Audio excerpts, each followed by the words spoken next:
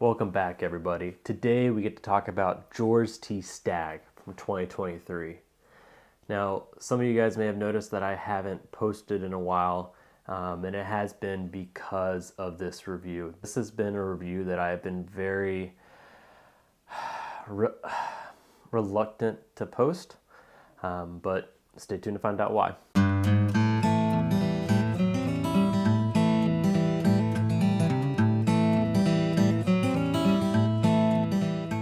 Welcome back to the Bourbon Retriever, and today is a great celebration. I have officially crossed the 1,000 subscriber mark. I wanted to thank everyone out there who subscribed. It means a lot to me. This is a goal that I've been trying to get to since I started posting on YouTube, and I just want to thank everybody who has helped me along the way. And what a bottle other than George T. Stagg 2023 to review for marking my 1,000 subscriber mark. I cannot describe the emotion I went through when I was first able to acquire this. This is my first BTAC, and I was able to get this bottle, lucky enough, from Esquireliquers. Esquireliquers is located in Oxon Hill, Maryland, and there are a couple ways that you yourself can get a bottle just like this. So like many stores in Maryland, Esquire operates on a loyalty point system.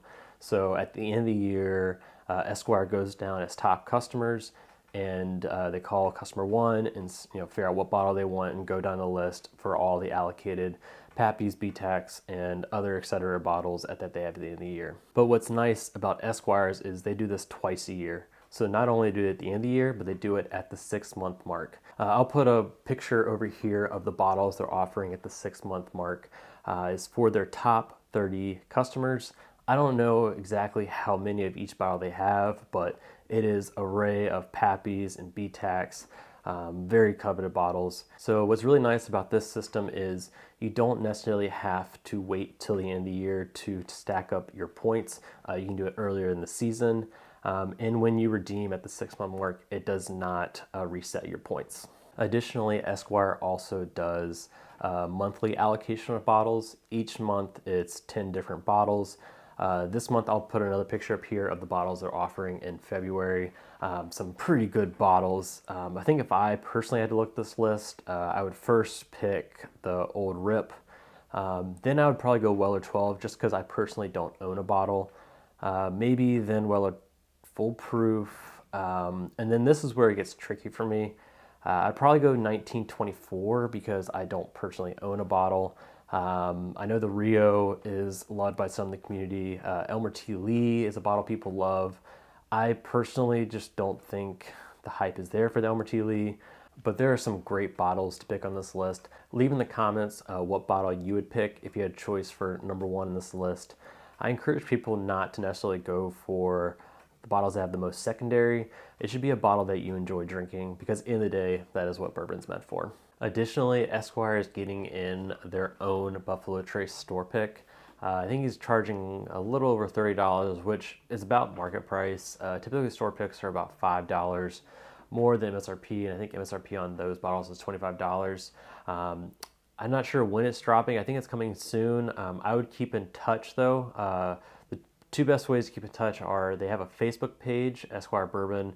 I'll put that in the info down below. Additionally, they also have an app, and I'll link to their app also in the info below. All right, so now let's get into the bottle itself. George T. Stagg is named after one of the former owners of Buffalo Trace. Back in the day, George T. Stagg was a salesman, and then eventually he partnered with E.H. Taylor to run the Buffalo Trace distillery. Later, the E.H. Taylor and George T. Stagg separated. Colonel H. Taylor went off and did his own thing, and eventually the Buffalo Trace Distillery was renamed the Stagg Distillery. So the George T. Stagg bottle is one of the top of the line bottles that Buffalo Trace makes.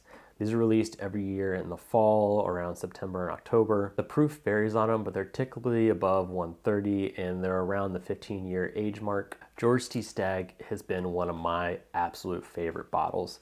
I know it doesn't have the highest secondary of the Buffalo Antique collection, but if I personally had the choice at the end of the year, it'd probably be the George T. Stagg because year after year, it's some of my favorite juice they put out. So with that, let's go ahead and pour a drink.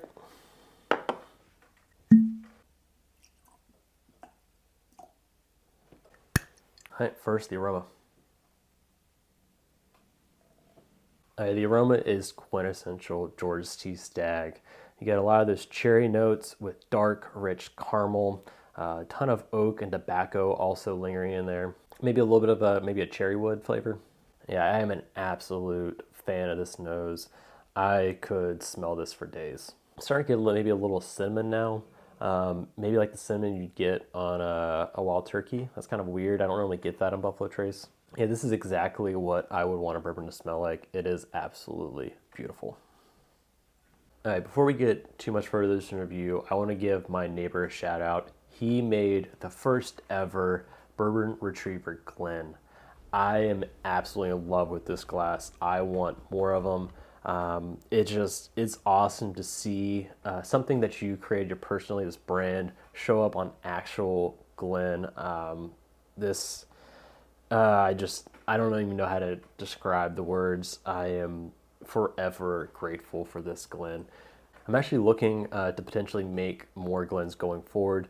If it's something you're interested in, please let me know. I'm going to probably make a bunch of these just for myself personally, just because I love drinking out of them, and maybe give them as gifts to friends and family. But if you in the community are interested, please let me know. All right, on to the palate. You get a bunch of those traditional George T. Stagg notes at the beginning, an absolute oak bomb, a little bit of cherry mixed in there, some caramel. Now, the beginning of the palate is actually where I think George T. Stagg and Stagg are very similar. The aromas are roughly the same. The George T. Stagg is a little more refined, and in the front of the palate you get that same oak presence with the cherry. But the mid palate to late is where George T. Stagg typically shines. However, this year's George T. Stagg just does not, personally to me, to live up to the hype. I popped this bottle with 4 close friends, and we all kind of had the same impressions from it. We all actually had Stagg Junior 22A and this side by side, and we all agreed that Stagg Junior Batch 22A was preferable to this year's George T. Stagg, which is an absolute heartbreaker. So where George T. Stagg falls apart in the mid palate this year is I am getting a lemon note. I used to get a grassy note when I first opened it. That has kind of gone away, but I'm still getting this lemon zest. I've gotten that on Hazmat Willets in the past, and I just personally am not a fan of that lemon note.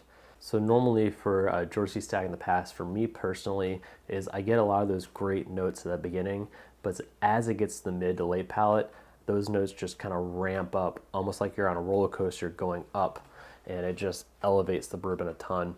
Whereas this year, it turns into a very off-profile note instead of ramping up those traditional bourbon flavors. And then on the finish, a lot of those flavors are still there, but it almost feels hollow. Instead of expanding the flavors kind of dissipate. You still kind of have that burn on your tongue because it is 135 proof, so it's still there. But with the ethanol burn, there really isn't the flavors that typically go with it. So before I get to my final review of the George T. Stagg, I wanted to let everyone out there know that I have started a Patreon. Patreon is the best way to help small channels such as myself grow. It helps provide the funding to buy equipment, buy bottles, and maybe travel also to do some bourbon hunting. Buying bottles such as George T. Stagg are not necessarily cheap. So having support from others in the community through Patreon is super helpful to help make more content going forward. All right, so for my final grade on George T. Stagg, for $100, what is supposed to be its MSRP, I would still buy it. I do enjoy the pour for the most part. It's just when you hold it up to the standards of George T. Stagg, it just falls off. The secondary on this is $8.50, and I cannot recommend that at all for this bourbon. Some past bourbons from George T. Stagg, like last year's 2022, that is probably one of the top 3 bourbons I have ever had. That was quintessential bourbon in my eyes.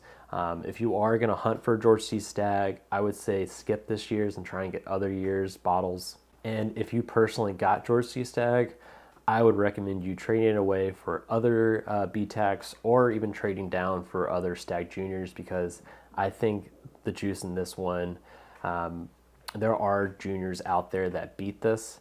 I'm going to do a blind actually later, and I'm going to put this up against two of my favorite Stag Junior batches and see how it places. My guess is it won't live up to the hype. Fingers crossed that it does come in first, but I right now believe that there are some Stag Juniors out there that are better than this pour. So when that blind comes out, I'll put it here in the corner. But until next time, cheers.